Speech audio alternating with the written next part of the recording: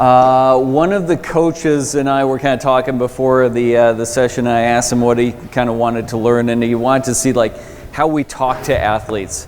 And I thought that was such a great question. It's not something I ever would have thought to teach, but so I want to spend a couple of minutes on it before we get into common errors and fixes.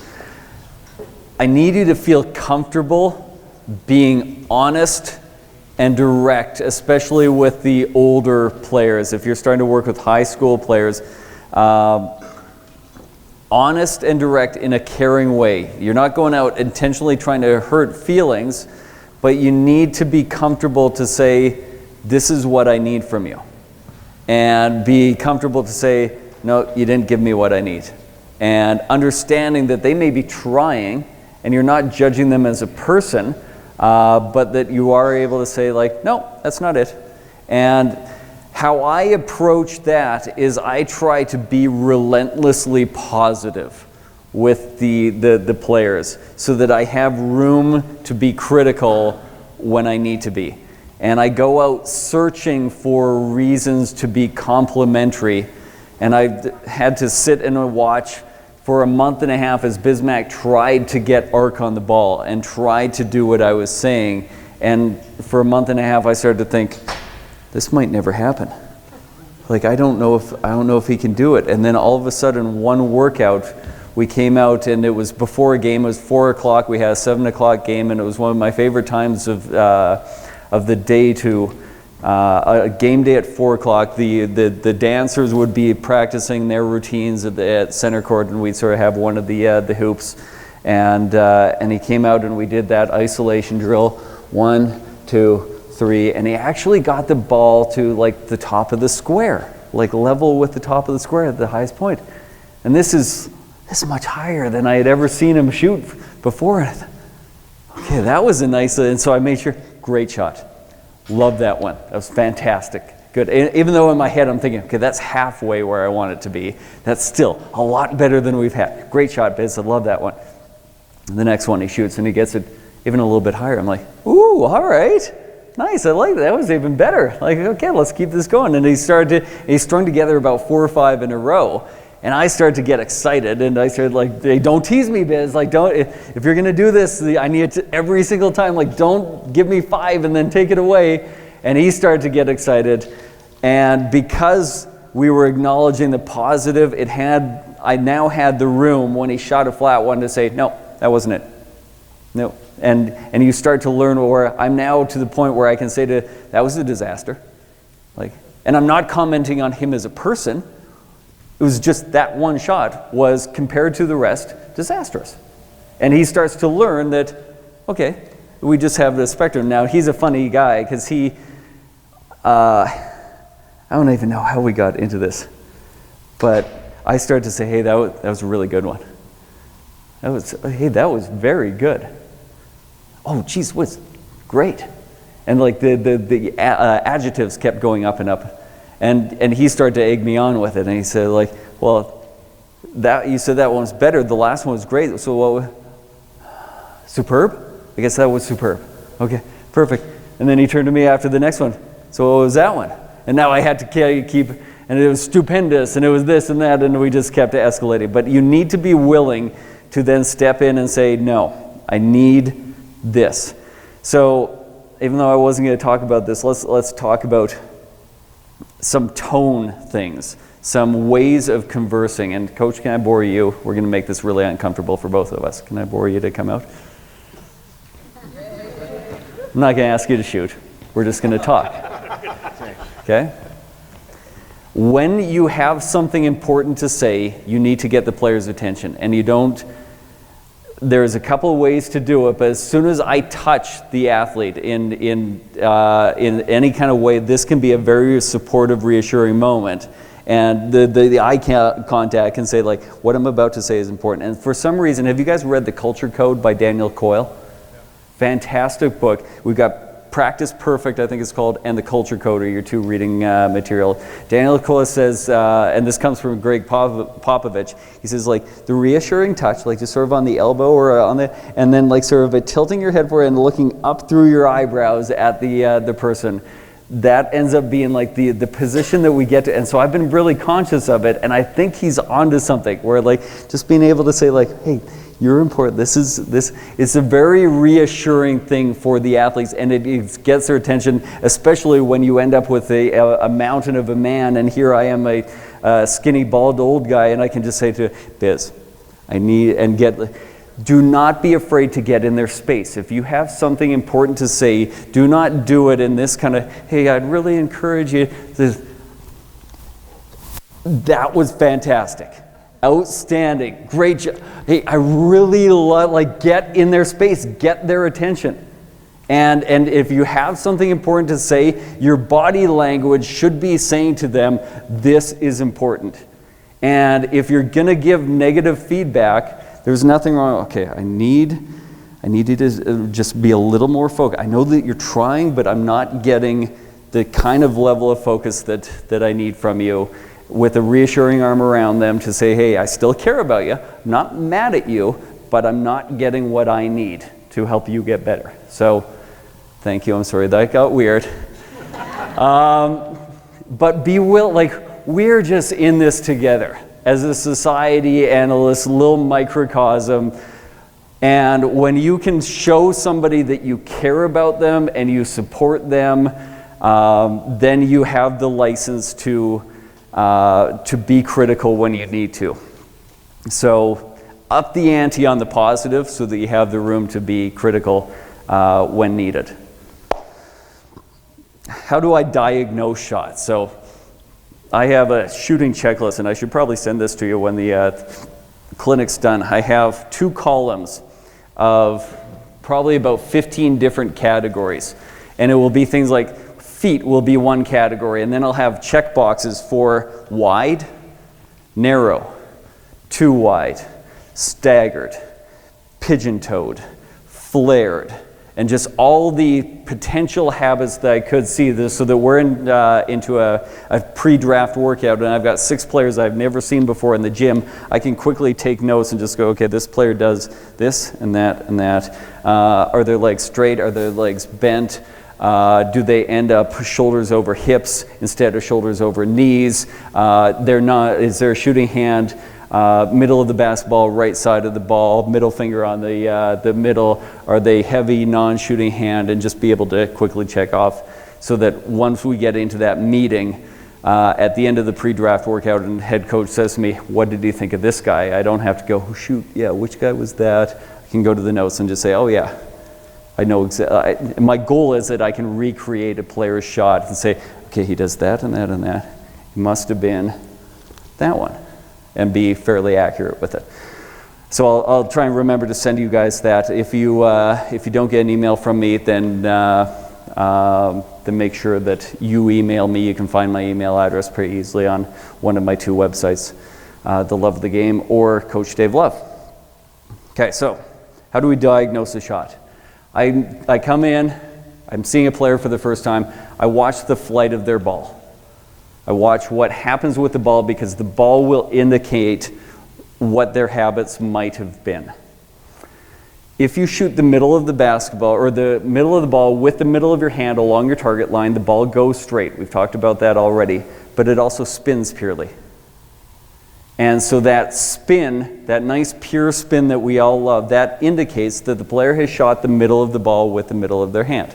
Now, you can get pure spin with an impure action simply by having those 2 things perfectly cancel each other out, which is our goal. We just know it's hard to do quickly and consistently. So you can still get this with the pure rotation, but that's the first thing I look at. Is the rotation pure? If you start to get the tornado rotation or a knuckleball, now you know, okay, there's a problem. The ball is not coming off their hand well. Now we got to work our way backwards, and we got to figure out what is causing that impure rotation, because they aren't shooting the middle of the ball along the target line. So you get a tornado spin, and you'll catch me at times where I'll see a player, and I'll just stand and I'll almost close my eyes and then make the motion that I see them making. I'm trying to figure out, what would they be feeling? Like, what are they feeling? So I'll see that spin. Okay, which way is that spinning? That's spinning this way. So they've got to be pushing the right side of the ball across the target line to get that spin. Okay, now you can work your way backwards. In order to get that spin, what would have to happen? What would get the ball spinning this way? You're pushing the right side of the ball more than the left. Could you get that spin with your non-shooting hand? No, it would be going the other way. Could you get that spin by rotating your body? No. Well, yeah, actually you could start to become, so now you start to develop, okay, what do I think is happening by the rotation of the basketball? Also start to check the flight path of the basketball. Bismack, his ball actually spinned relatively purely. He was in a decent position here, although not great, but he was flat-wristed. The first thing anybody would have seen is his ball is flat. It never really got above the front of the rim. So, okay, there's our problem. Now we got to fix it. How do we fix a flat shot? Well, there ends up being a couple of different things that could happen, but ultimately we're pushing the back of the ball instead of the bottom of the ball. Okay, what position could we be in that would get us on the back of the ball? Could have your flat wrist. You could also never lift the ball, so you're here, you're trying to get underneath, and Dwight Howard does this as well. Dwight Howard actually does get his hand on the bottom of the ball, but he never creates a lifting motion, so it's just forward. And that's how he ends up with a flat shot. But then there's a sneaky one where the players end up with the basketball back over their head. And these guys usually end up with a flat shot as well. Okay, well, my hand's underneath the basketball. So why is this becoming flat? Because now as I'm making a shooting motion, there's no lifting left. I get lift at the very beginning of my shot. This part of my shot is going up. This part of my shot is going forward. Now it's actually going down on the release while I'm trying to create up. And so we got to figure out, okay, so there's no lifting motion. Now I know what the problem is. My elbow's too high to start. How do I get the player in a position to start to feel? We go back to isolation drill. Start with your elbow low. Learn to make this motion. Start to learn to apply that motion into a shot. Start to add some variability as we get better at that motion. Start to add decision making once we start to be able to execute it well. Let me ask you, Coach. You're doing Chris Oliver ideas as well, and because I didn't get a chance to, I'm mad I missed your talk. At what point with players do you introduce decision making? Because I'm wrestling with this right now. I want to try and do it earlier, but then I also know, like, if I have a player who's has a flaw and it's a habitual flaw, when I add too many layers, I find they can't correct the flaw. So I start by isolating the flaw, building in variability, then building in decision making. Would you do anything different? I do the same. I mean, the one thing I'd say, I feel sometimes, let's say shot preparation. Yep. You know, closing, you know, anticipating the closeout. With some guys, I had a guy who took the ball way over his head, but because of the closeout, he started to shoot up and through, up and out, because of the closeout. Okay. So, but I'd say I'm probably, in terms of building it up and the progression, in terms of the coordination balance, I'm probably... Similar? Okay, because I'm trying to figure out, like, can I introduce that decision making? It's going to have to happen. Can I start to do it earlier in the process? And I don't know the answer yet. So we're all kind of working through things, and we're all trying to figure out ways to get better. So flat shots, where's your hand on the basketball, and then what is the motion, an upward motion or is it a forward motion? And start to check those, isolate the problem, and slowly build into more variability and more decisions as they get better at executing the habit. Guide hand issues, is that probably a big one for the players that you guys are working with? Okay. The reality is every single 10-year-old is going to shoot a two-hand shot, and I wouldn't, as we talked about, I wouldn't even try to fix it. They're not strong enough. You're going to fight a battle you were going to lose for 3 years when he could have been fighting a battle that you could win. But once we start to get into that, and I might not spend a lot of time because we kind of touched on it, non-shooting hand issues either end up being a strength, which is a long-term fix, or a shooting hand out of position issue. I don't think anybody really comes in, or too many people come in intending to do this. They do it because their body just feels that the ball is going left. I gotta push it back to the right with my other hand to get it going straight. So correct the shooting hand first. Get the shooting hand on the middle of the basketball. Learn to make the right motion, and then, and I think this gets missed, let the player learn to trust it. I can remember going through this myself, and I got to the point where I consciously knew I was a better shooter when I took my non-shooting hand off, but I didn't have enough experience with it, and I was scared to death every time I had to shoot the ball. I would go thinking, this could go anywhere. Oh, no, that was good. Okay. Oh my God, this could go anywhere. Oh no, that was good too. And it just took me repetition over a year or more to go, oh no, this won't go anywhere. This will go exactly where I intended. And we can't overlook just giving that player the opportunity to trust. And to the point where Aaron Gordon, as a rookie in the NBA, a 20-year-old with all the money in the bank and all the potential in the world, he would say, like, I'm shooting it at the rim. I know I'm shooting it at the rim because lifting it up, it scares me. Like, I worry, like, I feel like the potential to miss big is, even though I consciously know that the hoop is bigger and this is why I should have more, I'm scared of it. Great.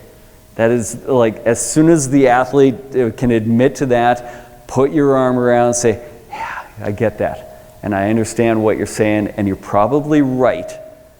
We got to learn to trust it. It's not going to happen tomorrow. It's not going to happen the day after that. It's going to slowly happen, and that's why we're going to stay in close in the beginning so that you can do it in a controlled environment and be positive. One more little thing that I want to go back to. I get when I think it was Luke that I was talking to about potentially airballing one from here, and I said that, like, the players that I've worked with at the NBA level have airballed these. That's not a joke.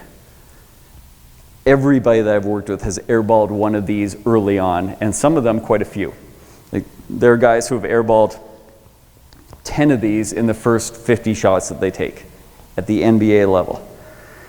And I try to be very aware of how I react to that. Usually I'm at that point standing under the hoop, or I'm maybe standing very close to them, and I try to absolutely stone face it, as though that did not, and what I will not allow happen, we've got video young coaches in the gym who are rebounding, and I will not allow anybody to say anything critical to that player in that instant, because they are being vulnerable.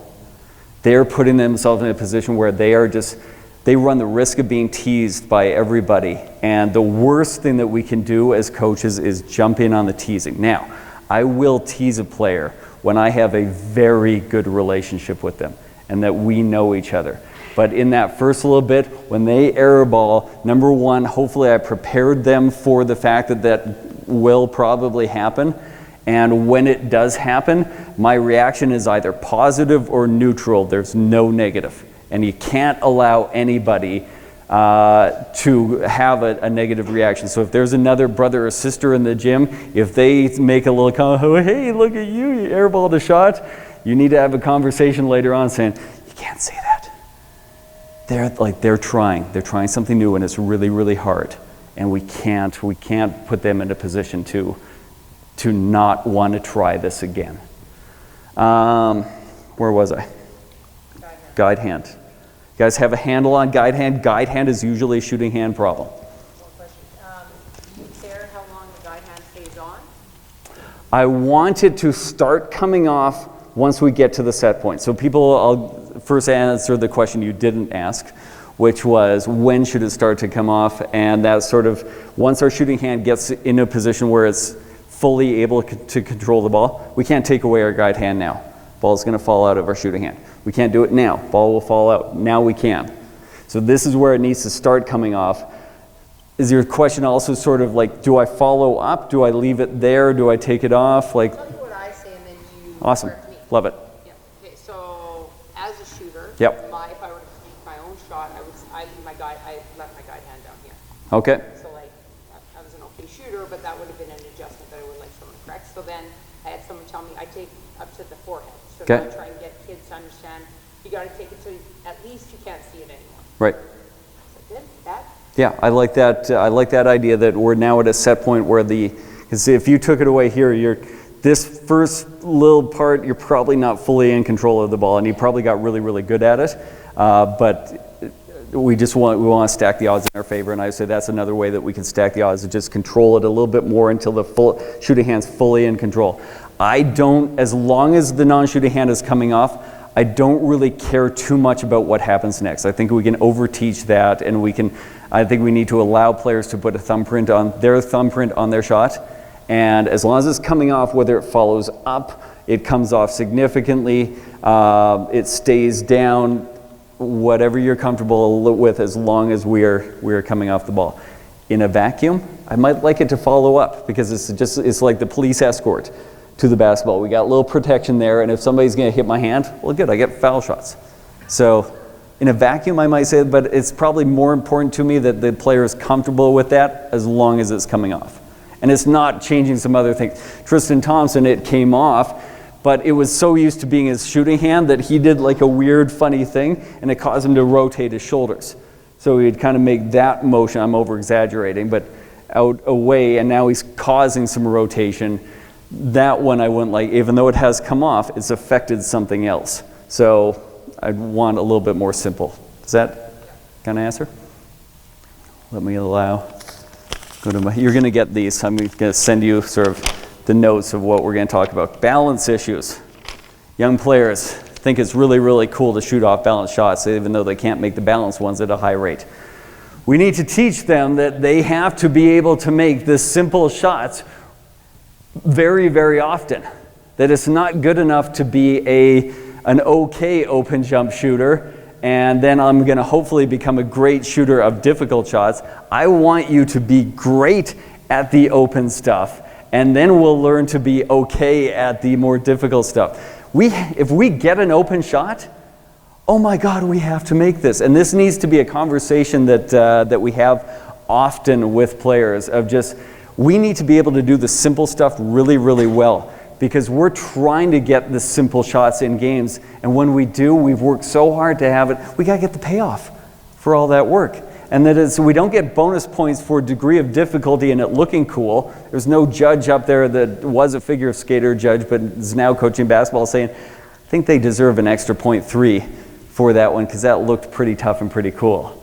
No, you get 2 or you get 3 or you get 1, that's it. And so an easy 2 is better than a difficult 2. We all know this as coaches. We got to try and teach players this. And in Orlando, we had the last couple of years Chad Forcier, who is now the lead assistant in Memphis, and he did one of the best video sessions that I've ever seen at the NBA level, and it was so simple and it was so clear. And he talked about points per possession. And maybe this is something that with youth players you wouldn't go into too much, but high school players, I think we need to start to have this conversation. And we need to say how Chad did it, as he said, listen, if the Orlando Magic come out and we are able to get fouled while shooting on every single possession, let's say we get 100 possessions in this game, and we shoot a league average of 75%, we are now going to get 1.5 points per possession this game, and we're going to score 140 or 150 points. When you score 150 points, you win. We're going 82-0 this year, if we can get them to foul us every single time. Now, that's not reality. We've got other talented basketball players trying to stop us. So if we have to settle for a second option, we're going to shoot 60% around the rim. So if we can get stuff around the rim, it's worth 2 points. 60%, we're getting 1.2 points per game, or points per possession, 100 possessions, we're getting 120 points. We're probably winning 60 games. Okay? We love free throws. We love layups, dunks. Corner threes. They're worth 3. We shoot them at 40%. We get 1.2. Those are as valuable as a dunk if they're open. We get 1.2 points. If we get all we get are those, the entire game we're scoring 120 points and we're winning 60 games. We're going to the conference finals at least. And then this one, this contested jumper here, league average, we shoot 40%. We only get 2 points. 40% times 2, 0.8 points per possession, times 100 possessions, we're scoring 80 points. If we only score 80 points, how many games are we going to win? And it became really clear to guys. We had to have this conversation on different levels multiple times with professional players. So it's going to have to be a common dialogue in different ways to educate. These are really valuable. Yellow. These are really valuable. These are really valuable. Open, those are really valuable. And it might be different at your level. Maybe these aren't as valuable at your level because you don't shoot them as well. You got to be able to figure that out and know, hey, we only make 30% of our open threes. These are way more valuable than those at our level. And it might be that an open elbow jumper is more valuable than an open three. You got to know that for your particular level. It's a tangent that I went off on. Balance issues. I haven't gone off on a tangent though yet, have I? Because that's probably going to happen in the next 18 minutes. Balance. How do we work on balance? Well, we talked about wanting to be wide and we want to have our legs engaged and all these simple things that you guys know as well. Can I borrow a player? Doesn't even matter who. Anybody that wants to come out and get some shots up. I recognize you. That's at camp last night. Yeah. Last night or this morning? Last night? Yeah. Okay, awesome. And name is? Grayson. Grayson. Okay. I wouldn't have remembered, but thank you for reminding me. Can you hop into the ball and hop into your shot and land on balance? Actually, let's go over onto the main hoop so that we don't crush coaches on the top of their head with the basketball. Can you hop in, land on balance? This? Yeah. I go a little bit wider if you can. Let's go back and do it again. Good. Awesome. Love it. Shoot it. Good. So in this super simple setting, you can do it. Okay, now can we, let's make it a little bit more complicated. Let's try back to the basket. Can you jump, turn, land, on balance, shoot? I wasn't on great balance there. You'll have to be better. Good. Okay, can you do that a little faster? Can you make it a little bit more dynamic of a turn, like really turn and then control it and quickly shoot out of it? Not taking a second to control your balance, but actually, good. Okay, feel a little bit less stable there. Okay, we got to work on that. We got to get a little bit more stable. Try it again. Good, much better. Start in there. With your back to the basket, I've got the ball. Can you jump, turn, find the ball, catch the ball, land on balance, and shoot a balance shot out of there? I want you to turn that direction. That's a great question. You're going to listen for the slap of the basketball, that sound, and that's going to be your cue on when to turn. We're going that way. Ready? Good. We're just starting to add little layers. Okay, you can do it in that setting. Can you do it in this setting? And we get to the point where we end up in game situations and we're practicing like, okay, can we drift to the corner? Can we shake up out of the corner? Can we catch a skip pass on the dribble penetration and a skip out, catch that on balance, rip through, take one dribble to balance, these game situations. And then what I love to do is I like to make it a little bit more challenging than the game. Can you, with facing the basket, lean your body weight into me? I'm going to be holding you up, and we'll just find this position. Yeah, no, I got you. Okay, there. Now I'll let you relax. So we're going to be in that position for a couple of seconds. And then I'm going to count 1, 2, 3, and then I'm going to jump out of the way. You are going to have to go and quickly get your balance and shoot a good shot out of it. I haven't dropped anyone yet. And I'm used to carrying a whole lot bigger guys than you. Ready? 1, 2, 3, go. Good. Good, good, good. Ooh.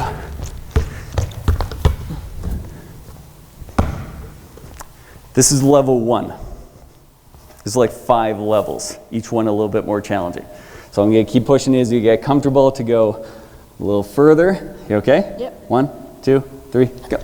Good. And that's what we're after. We're after a player being a little out of control. And my goal is I want the player to have to go, ugh, like to make a noise that they are showing that they're working their butt off just to get their balance. That's when I know we kind of found that sweet spot of doing the drill. Next level. We're going to go here, lean forward. I'm not going to count. I'm going to surprise you, and we'll go back just a little bit so that you don't land on your face. Good.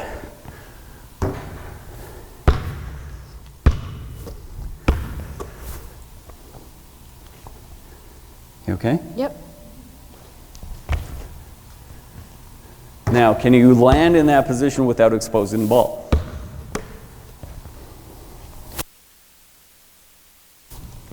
Good. Do you know what I mean when I say exposing the ball? Yeah. Yeah. So now I'm going to come in and I'm going to land and I'm going to dig in there and I'm going to try and swipe it away if you put it out there. You got to have it here. Don't use the ball to counterbalance your body. Good. Good. And you're just starting to add layers. And I've got about 5 layers that I do with this particular drill. The next one would be, as I'm releasing the player, I'll give them a little shove or a little pull on their hip, just to get them even more off balance. I'll make them sort of lean sideways instead of straight on, and they have to pivot that way. You can now do another, probably should have done this one first. You're starting at the elbow-ish, okay? And I'm going to count 1, 2, 3. You're going to jump forward into your shot. I'm going to push you and get you more off balance than you want to be. 1, 2, 3. Good. Can you fight to get your balance when you're more off balance than you intended? We're going back the other direction. 1, 2, 3. And the point of doing all these drills isn't to have somebody push you and then say, and shoot a lousy shot out of it. The point is to learn to fight to get your balance. And so don't allow a player to shoot an off-balance shot that's sloppy. We got to teach them and say, no, the point isn't to learn to shoot off balance. The point is to learn to control our balance in an uncontrolled situation. Next level of this, turn your back to the basket. You're going to jump, turn, and face the hoop. I'm going to be shoving you to get you off balance. 1, 2, 3. Good. And the better we get at it, hopefully the quicker that you can like hit the floor and just go right into a good balanced shot. Round of applause. Thank you very much, buddy. Isolate the problem. Teach them the problem. Make the levels more complicated. And I've done this a million times, where you try a new drill that you think is the next stepping stone to get them where they want to be, and you realize, ooh, I took that way too far. They are not capable of reaching this stepping stone. They're falling on their face in a proverbial way. You got to figure out where that next stepping stone, and that's the fun in my job for me, is just figuring out, ooh, I thought that was going to be the next, I thought you were going to be able to do this. I now need to invent a drill in between the two things to help you get to that next point. Arc we've talked about. Right-hander, we'll talk only right-handed shooters, flip everything that I say for lefties. It's all the same, just when I say left, you'll think right. Shots that miss left. So we've come into the gym, the ball spins purely, but we notice they miss left a lot. Okay, now we need to diagnose what in their body is creating left. Could be rotating. That is creating energy going to the left. It could be that they turn significantly and they're creating energy going to the left as they're shooting. It could be that their shooting hand is over on the right side of the basketball. And you're just going to go through this Rolodex in your head because we all know what a Rolodex is, but they have no idea, and just say, okay, what could cause left? My hand could be on the right, so the ball pushing to the left, I could be rotating my body, and you're going to kind of figure out what the problem is and then isolate that particular problem. If it's a lower body, then that's some of the balance drills that we just did, putting them in a position to learn to get straight up and down, and then apply it in more complicated situations. If it's a hand issue, we're doing stuff like isolation drill and form shooting, and then slowly building up form shooting to make it into a realistic shooting motion. Trying to think if I'm missing a reason why it would potentially go left. Hand on the right side of the ball, turning your body or rotating your body, I think are kind of the three biggest ones. Right-handers that miss right, they tend to be putting their middle finger on the middle of the ball. They end up covering the left side of the ball more than the right, pushing the left side of the ball more than the right. The ball goes off to the right. It's very hard for people to get their middle finger on the bottom of the ball at the set point. It's a very uncomfortable position for most of us.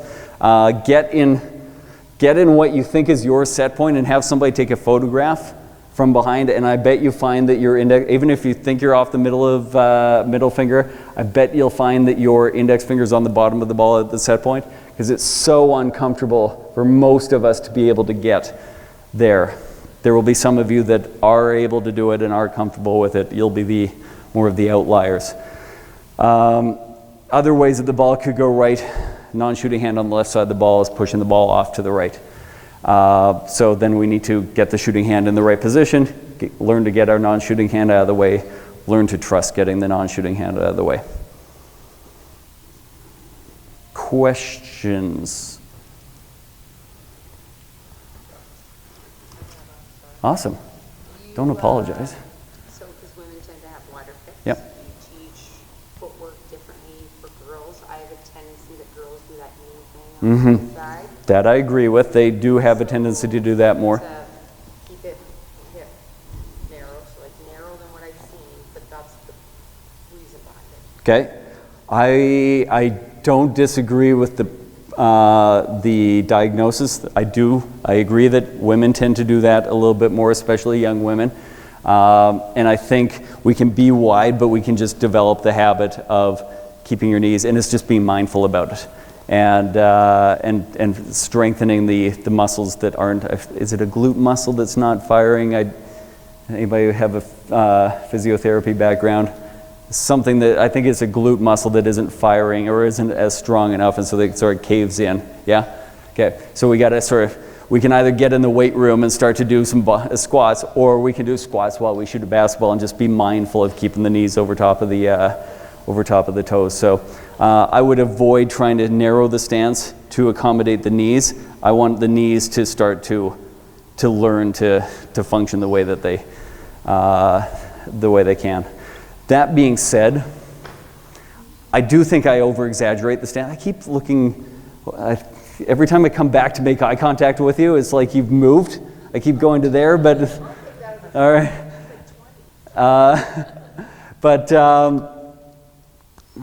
Where was I going? You might around making the adjustment. Oh, I do think I overteach the width, because I want players to prepare for the worst case scenario and then be able to apply that in the best case scenario. So I want them to imagine LeBron is leaning on them, and they need to get on great balance and still have that even when they don't need it. As opposed to, well, I'm going to prepare for the best case scenario where I'm shooting free throws and nobody's generating energy, but then I'm going to try to execute that when LeBron's leaning on me. Now we're dead in the water. We don't stand a chance. So I think I do overteach it consciously so that when they relax, they're still in a good position. Guy hand, you talked about it already, but there's some that naturally just kind of high-five it out. If it doesn't spin or affect the ball, does it matter? No. I would think that it probably does. It probably has impacted the ball a little bit, and I'll get fooled by shots where you're like, I don't think that non-shooting hand's involved. And then you take slow motion video and you go, oh wait, they're sneaky about it, but they are pushing just a little bit. And I think the last phase of using the non-shooting hand is the shooting hand's a little out of position, and they just push it a little bit to push the ball back into the shooting hand, and get that corrected and then shoot. And hopefully that's something that we can still correct and just say, hey, we don't want to have to make that move. This pushes it in. We can just get the shooting hand in the right position. It does take time, though. For what she was saying, I use bands. Yep. But my question is not so much on shooting, but defending shooters. What's hardest for a shooter as far as defense goes? Is it coming out with hands high? Is it hand in the face? Is it hand swiping down? Do you have any thought on that? I would value all the other coaches' opinions on this one too. And I would value every shooter's opinion on it. And my instinct is I think the unknown is the most distracting, and that I probably want to contest the basketball, and I want to go in with a high hand. But I think it can be incredibly distracting to a shooter when something happens that you're not expecting. You're expecting a high hand, and you get that jerk who sort of pretends to undercut you, even though they don't. As a coach, I probably don't want to encourage that. But if you're looking for a way to distract, the unknown, I think, is the best way to do it. I don't like my answer, though. I don't think that's legal. Legal? It's not a basketball move, so it's technically. Is it really now? But It's probably a good rule. You're seeing a lot of CIS where the hand is now coming up, palm up almost to the face, Right. which is supposedly illegal. But you see a lot of it. That one's illegal? Again, it's not a basketball move. Is that true? You're not allowed to put a hand in the... When he years ago, waving the hand in the face is kind of a fine line. You can't put a hand in the face, but you can be waving it in the face. That's actually ruling it or not. Okay. In the NBA, that is a legal move that, hey, you're going to make contact with the guy's face accidentally. If you don't get caught, then I think you can't go really wrong with contesting the basketball as a defender. And if I want to make a defender or a shooter guess, I want them sort of worried about, is this going to get blocked? And ethically and all the other reasons, I think that's probably our safest way to go. I didn't really answer your question very well, though. But Do you have anything, Dave, that you'd recommend in terms of like apps like Coach's Eye or anything that's out now that maybe is a good teaching tool to help? Or? I use Coach's Eye. I've heard Huddle/Technique is better for the stuff I use it for. Coach's Eye, I know how to use it, and it's exactly what I need. So I haven't explored Huddle or Technique, whatever it's called now. Though I've heard that it's just as good.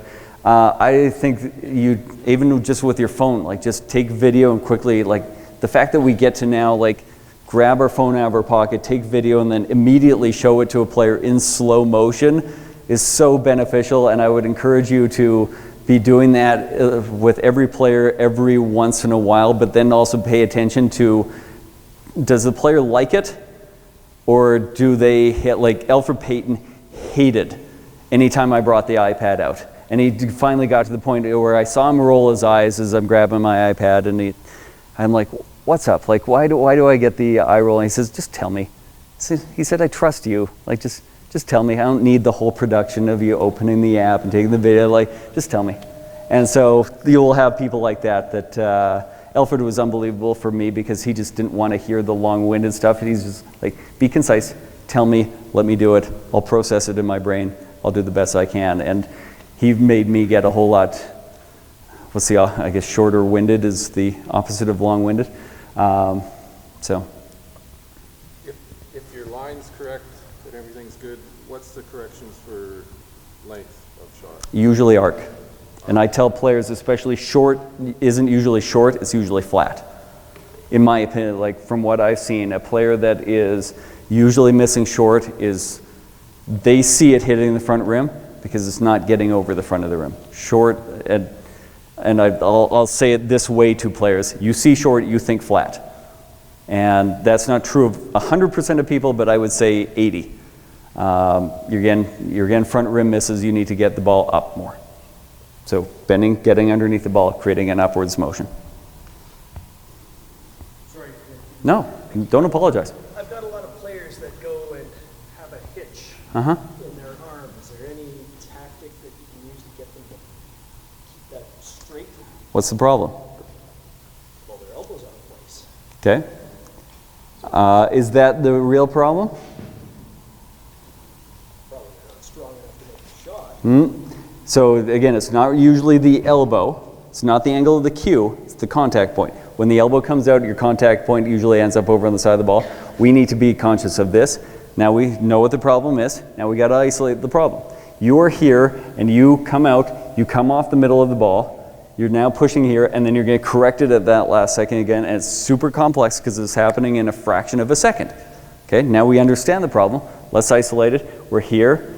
We just got to learn to make that simple move. Then we got to put that into slightly more complex situations. So they need to know, they need to understand, and then you need to put them in a situation where they can do correctly. And I see even at the NBA level, so many coaches saying like, hey, here's the mistake you're making. Try to work on it at game speed. Let's go out to the three-point line and let's shoot game speed shots. And the player just resorts to their old habits, and it's not their fault. It's the coach's fault. The coach put them at the top of the mountain and said, all right, let's learn how to snowboard. Here's a double black diamond run. Let's try and go down. Don't hurt yourself. Of course they're going to get hurt. So, Is there any arm run that can just sit within the elbow and just still does? is there what, sorry? Need like angle here, angle like 90. Yeah, so I like to, at the set point, start with the sort of the at least idea of 90-degree angles. They don't really need to be true 90s, but the idea of 90-degree angles so that we have room to lift. Low set point, we end up potentially with a forward shot. High set point, we end up with a forward shot. Sort of here with the lifting motion. If you have a good shooter, but like his motion is weird with his leg and stuff like that, you change it or just let it go? What's the goal for the game? Put the ball in the basket. We get points for not for it looking pretty all the time. If you're Manu Ginobili and you can have a kind of funny looking shot and make 80% of your free throws and 40% of your threes and 50%, you don't talk to a shooting coach. If you have the prettiest jump shot in the world, but you only make 50% of your free throws and 25% of your threes, you're working with a shooting coach. We've got to figure out why even though it looks pretty, why are you not making them? If a player is able to turn their bat to the basket, throw it up over their head, and get to go in 1 out of 2 times, or 2 out of 5 from out here, I'll let them do it. I don't care. The goal isn't for it to look correct. The goal is for the ball to go in. And if you've mastered a little bit of a funny technique, great, awesome. That's our goal. Coach? I was just thinking psychologically. Yep. In terms of, like Eric Gordon, I know for a fact he's had like 1 million guys working with him, you know, so how do you manage all of that previous information that he's had? And maybe the same, you're working with them and you're trying to correct something. And they're telling them, hey, you got to make sure that you know, change this, and at the same time, you're telling them you got to work on this. So how are you? Because I think That's probably the hardest thing about the I NBA. think it relates to some what we do too, because you also have high school coaches Yeah. that have club teams or whatever, and they're kind of Yeah. That is a great question. That's going to be different in every situation. I try, and I'm so bad at this, but I'm trying to get better at just being inclusive of everybody and like trying to take control of it. So if the Magic have hired me to work with this particular player on their shooting, that's my job. And you're the trainer, yeah, you're working with this guy too, but he's our player. So we are paying him. We're in control, and I'll try and politely take control and just say, hey, listen, I value you and your trainer, and we want to have everybody on the same team, and so here's the things I want you working on. Of course, you're going to take other things and like you're going to work on other skills, but when we do shooting, this is what I want it to look like, and trying to take control over that situation. I don't know that that helps you guys, but the first thing that came to mind as you were kind of asking the question is advice that I got from my mentor. And he said, you don't have to say a lot, but when you say something, you have to be right. And that's what earns the trust of the player, so that when other people are in their ears, they know that when you've said something, it's because it's true, that you're not guessing. And I will say to players all the time, hey, it's not my area of expertise. Like, you're probably better off asking somebody else that question. I don't want to give you the wrong answer. And you're in a little trust there. But then when you say something, you're like, this is a fact, this is true, this is what we need. And if they start to learn that when you say things, they are true, they will block out the noise. And also just preparing them that, hey, the nice thing about working with a shooting coach or working with a skills trainer or whomever listening is you get to block out all the other noise. And NBA level, it's ridiculous. They get it from their parents, they get it from their agents, they get it from the radio. I've had radio guys grab players and say, hey, I noticed, I really recommend, but I've said to a player, the same player 3 months earlier, like, hey, you're going to get advice from everybody, and here's how you're going to handle it. You're just going to nod and just say, hey, that's great advice. And then if you think you're going to listen because you're a nice guy, and then you're going to come back to me and you're going to say, hey, this made sense. What do you think about this? And I'll give you an honest opinion. And it may be that the radio guy has a great answer, and it may be that they don't, and we just go, hey, thanks very much, and move on and forget about it, never think about it again. If you want a sounding board, I'm here for you. But just always try and be honest. Like, don't sugarcoat, and try and take control of the situation if you are the person in. Now I've flipped roles where I'm now Bismac's trainer, but Bismack plays for the Charlotte Hornets and I'm not a Charlotte Hornet employee. So I'm now going out to the Hornets saying, what do you want from him? Like, how can I be on board even though I'm not playing, so that I'm not the one distracting? Like, trying to put yourself in that. I don't know, did I answer the question? I feel like I kind of went around on it, but well, I think we have are you guys involved in the coaches social tonight? Is that all? Okay, so I'm going to be there, and like, as you've probably learned, I can talk about this stuff forever, and there's nothing more fun than standing with a beer in my hand and talking shooting. So please come to this thing tonight, and do not ever apologize for asking a question. Just, hey, Dave, can we talk about this? And then you'll just make my night, because now I get to talk about shooting more. So thank you for your time.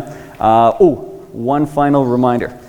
You are going to get these shooting notes from me at the bottom of the shooting notes, so the things that we talked about today and just some of the simple reminders on them. You'll see I've given the people from this clinic a 25% discount off of anything on my website, CoachDaveLove.com, and we've got some videos and some ebooks and some other things. So to save you a little bit money, there's a promo code at the bottom that you can jump on. It's only valid, I think, for the next 5 or so days. So look for that. You can find my email address easily, and it's a good way to ask questions if you have them. So thank you for your time.